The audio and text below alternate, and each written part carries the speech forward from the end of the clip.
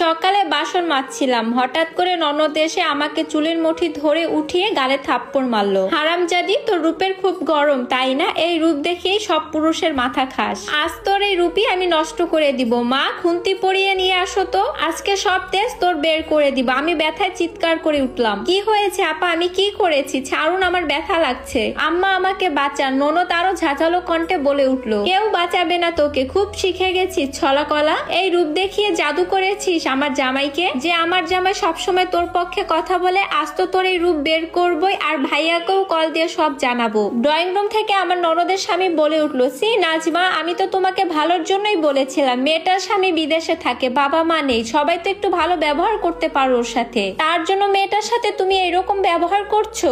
এই, তুমি ওকে ছাড়ো বলছি, তুমি ওর গায়ে এইভাবে হাত তুলতে পারো না। আমার শাশুড়ি আমার ননদের স্বামীকে গিয়ে বলল, দেখো জামাই, মেয়েলি বিষয়ে তুমি নাক গলিও না, বিষয়টা আমাদেরকে দেখতে দাও। বৌমার উপরে তোমার অত দরদ না দেখালেও চলবে। এসব লোকজন শুনলে কানাকানি করবে, ভালো দেখায় না চোখে। তুমি ওর থেকে একটু দূরে থাকবে। এ ধরনের মেয়ে মানুষের চরিত্রের ঠিক নেই। ননদের স্বামী বলল, আচ্ছা আমি আর দরদ দেখাবো না, যার দরদ সেই দেখাবে। কিন্তু আপনারাও এবার সব সহ্যের সীমা পার করে ফেলছেন, তার ফল পাবেন। আজকেই ফোন করে আয়ানকে আমি সব জানিয়ে দিব কি ব্যবহার করছো তোমরা ওর বউয়ের সাথে। এ কথা বলে আমার ননদের স্বামী ছুটে আসলেন আমাকে বাঁচাতে। নাজমা, তুমি ওকে ছাড়ো, ও ব্যথা পাচ্ছে। কি জাদু করেছিস রে তুই আমার জামাইটাকে? আমি রান্না করে সারাদিন খাটতে খাটতে মরে যাই, কিন্তু কখনোই আমার দিকে এভাবে আমার স্বামী তাকায় না। তোর চুলে হাত দিয়েছি বলে আমার স্বামী ছুটে আসলো। এ কথা বলে আমার ননদ আবার আমার গায়ে হাত তুললো। এটা প্রথমবার নয়, আমি আমার শ্বশুর বাড়িতে অনেক অনেক অত্যাচারিত হচ্ছি।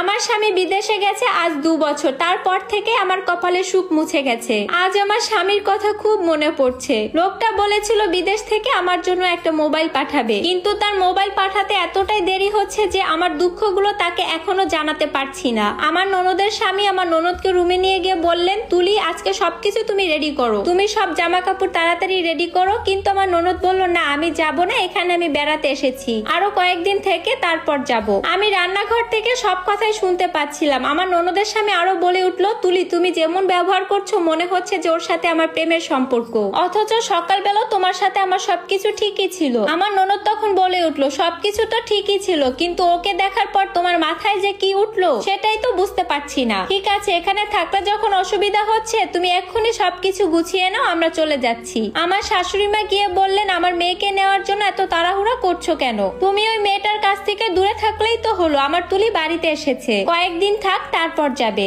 আয় তুলি, চল, তোর জন্য নাস্তা বানিয়েছি। কিছুক্ষণ পর খাবার টেবিলে আমার ননদ, আমার শাশুড়ি আর ননদের স্বামীকে আমি নাস্তা দিলাম। আমার ননদ নাস্তা মুখে দিয়ে বলল, এটা কোনো খাবার হলো?